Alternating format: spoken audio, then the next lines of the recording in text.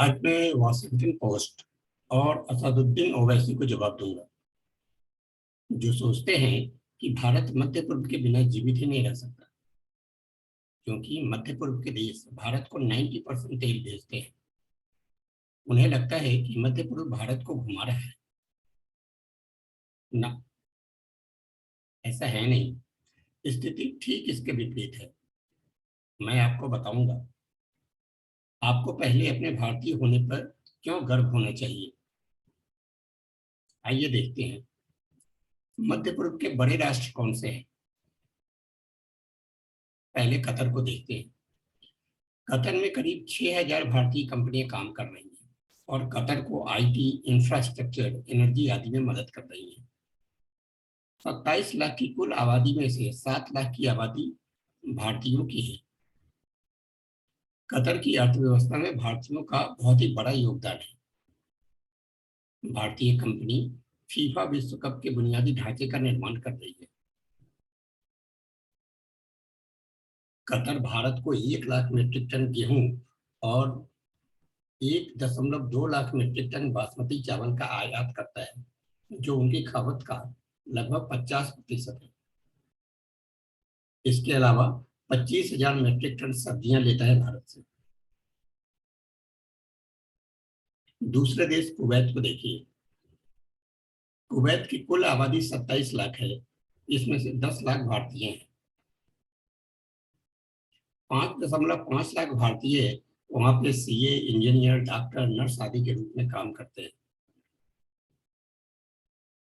28,000 भारतीय कुवैत सरकार में काम कर रहे हैं और वहां के वित्त, चिकित्सा, सॉफ्टवेयर और अंतरिक्ष अनुसंधान में योगदान दे रहे हैं। कुवैत के लोग भारत से 1.5 लाख मीट्रिक टन बासमती चावल खरीदते हैं और 17,000 मीट्रिक टन सब्जियों का आयात करते हैं। गेहूं, मांस, डेयरी के उत्पाद इससे अलग है। सऊदी अरब का क्या हाल है। 745 भारतीय कंपनियां सऊदी में संचालित होती है। 22 लाख भारतीय जो सऊदी को तकनीकी प्रगति में बने रहने में मदद कर रही है। वे लोग 6.7 लाख मीट्रिक टन बासमती चावल का आयात करते हैं, जो उनकी खपत का 50% है। 16,000 मीट्रिक टन की सब्जियां लेते हैं। मांस और डेयरी के उत्पाद इसके अलावा है। और सबसे अलग संयुक्त अरब अमीरात। 34 लाख भारतीय संयुक्त अरब अमीरात में काम करते हैं और उनकी अर्थव्यवस्था में बड़े पैमाने पर योगदान दे रहे हैं। भारतीय कंपनियों ने वहां पर $85 का निवेश किया है। कपड़ा, सीमेंट, इंजीनियरिंग उत्पाद, सॉफ्टवेयर, सेवा और बहुत सारे। यूएई भारत से 4.7 लाख मीट्रिक टन गेहूं का आयात करता है, जो उसकी खपत का लगभग 30% है। 2.5 लाख मीट्रिक टन बासमती चावल, जो उनकी खपत का 40% है। इसके अलावा वो 82,000 मीट्रिक टन सब्जियां लेते हैं। 51,000 मीट्रिक टन फल लेते हैं। मांस और डेयरी के उत्पाद इससे अलग हैं। अरब देशों के और भी जितने भी देश हैं ना, उनकी हालत लगभग यही है। ईरान भारत से 10 लाख टन बासमती चावल लेता है, जो उनकी खपत का 40% है। 1.7 लाख मीट्रिक टन का आयात करता है। 1.7 लाख मीट्रिक टन फल का आयात करता है। अब आप समझ सकते हैं कौन किसके बिना नहीं रह सकता। अगर गल्फ नहीं तो हमारे उत्पादों को खरीदार कहीं और मिल जाएंगे। लेकिन आप क्या खाओगे। तेल। भारत रूस से तेल आयात आयात कर सकता है।